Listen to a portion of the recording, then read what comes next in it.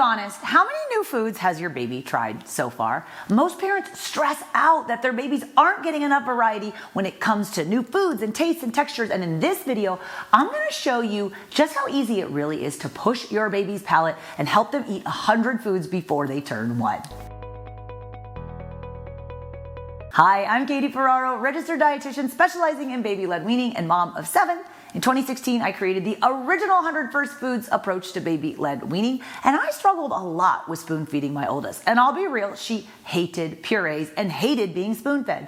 With our next babies, I decided to do baby-led weaning, and I realized how many more foods babies can eat than we give them credit for. I did the 100 First Foods approach first with my baby quadruplets, and then with my baby twins. We had 7 kids age 3 and under for a while there. It was crazy, but this whole idea of trying one new food a day, 5 days a week, it really helped me stay on track with helping them learn how to eat real food and become an independent eater. Since that time, the 100 First Foods approach has really taken off as a global phenomenon, and to date, it's helped tens of thousands of families give their babies a safe start to solid foods using baby-led weaning. Now, I've done this 100 First Foods approach with so many babies now, and even though every baby is different, there are a few things that ring true about each time. So here's what I've learned in feeding many different babies 100 different foods. Starting solid foods starts slowly. This is baby Alma, and I remember the first day that she started solid foods, we were doing mango. She ate nothing, okay? The only thing this baby actually ate on day 1 was her own shoe. And this baby, it made me so nervous because the mom came over, but she brought the grandma, and the grandma was like giving me the stink eye the whole time, like, see, look, the baby's not eating anything. And I was like, oh my gosh, this grandma's gonna hate baby-led weaning. Fast forward, they go home, the baby took a nap, they tried mango later that day. The mom sent me this video where the baby actually started eating mango like she freaking loved it. Fast forward, Alma ate 100 different foods before she turned 1. And guess who's the biggest baby-led weaning fan of all time? It's the grandma. She absolutely loves this approach. So even if people in your tribe are not on board with this because it's really slow at the beginning, trust me that if you stick with it, you're gonna get all the grandmas on your side with baby-led weaning. Baby Sophia. Okay, when this baby started solid foods, she was going to daycare. Her mom was stressing out. Her mom was working full time, doing her dietetic internship, had the baby at daycare, was pumping. The baby was starting solid foods and not eating very much. The daycare was calling and telling the mom that her baby was starving. And I remember just the look of sheer terror in this mom's eyes because she wanted to provide for her baby, but she felt like she couldn't. The lesson here is to trust that infant milk is still providing most of your baby's nutrition needs even when they start solid foods. Your baby does not need to be getting most of their nutrition from food until much closer till age 1. But by age 1, most of your baby's nutrition can be coming from food. We recently celebrated baby Sophia's 100th food. She did lobster, and her mom and her dad here, and they were so glad that they did this approach. And at about the 8-month mark, they started to feel comfortable to send finger foods with their baby to daycare. So be patient, it will happen, and you've got infant milk as an insurance policy to help your baby get the nutrition that they need, even when they start solid foods. For baby Emmy, I did her 100 First Foods, and one thing I remember that really stuck out with me was when we did our first meat. It happened to be pork, and we did it on day 4 of baby-led weaning. She was into touching some of the strips of pork, but I remembered that there's lots of different ways to offer a baby the same food. So if you have an example of a food like pork, and we did pork carnitas, offered the soft, shreddable strips of meat, right? If you can shred that meat between your finger and your thumb, then it's safe for your baby to eat with their gums.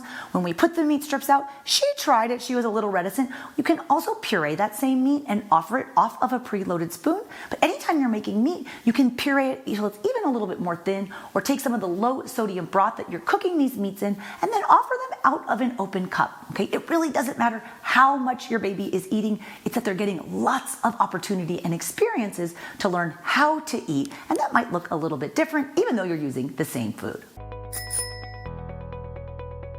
For baby Jacob, this is an interesting story. He's my friend Arlene's baby, and he's her 4th baby. She had an 8-year gap between babies 3 and 4. Her 3 oldest children are among some of the most picky eaters that I've ever met, and she would admit that as well. She struggled a lot with feeding her 3 older kids, and she was so excited to do baby-led weaning with baby Jacob.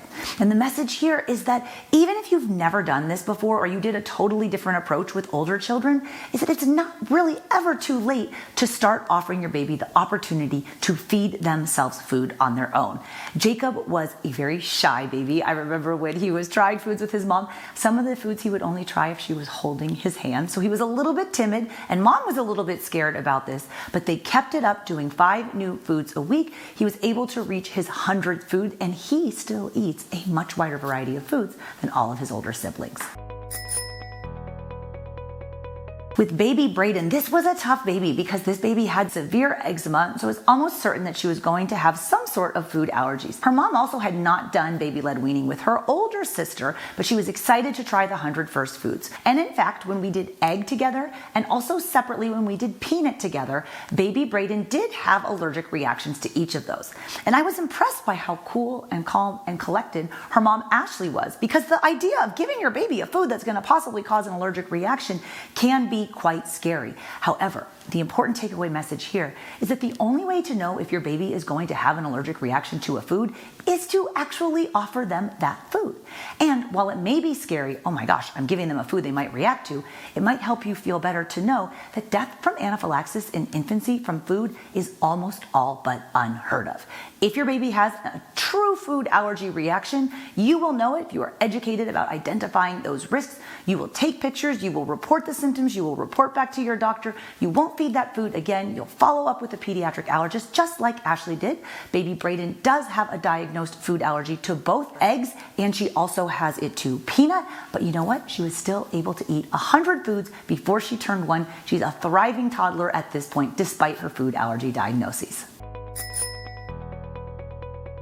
Baby Skylar, this was so fun. We did her 100 first foods on a boat. We live in San Diego and her family lives in San Diego, so I went to the boat for the first 10 days and helped her eat her first 10 foods. And one thing I wanted to share about this experience is that you do not need any fancy equipment or any fancy foods in order to help your child become an independent eater. We made over 100 different foods for this baby in a very, very small space with a family that doesn't eat a lot of meat. So that was the challenge. We did a lot of plant proteins there. And the point here is that the family made the most of what they had. They worked hard to offer their baby a variety of foods, and they stuck to that schedule of 5 new foods a week, and baby Skylar was able to eat 100 foods before she turned 1 also.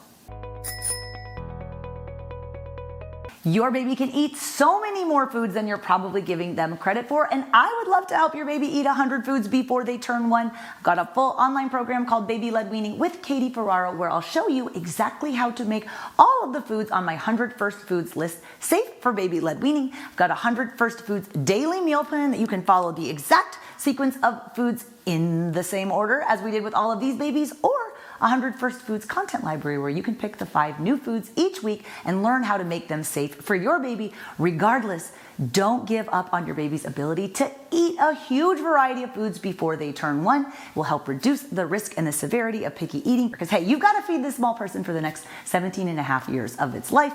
I suggest you do the work now to help your baby really build that foundational love of food from their first bites. I'd love to help you learn more. You can sign up for the program at babyledweaning.co/program, and happy feeding.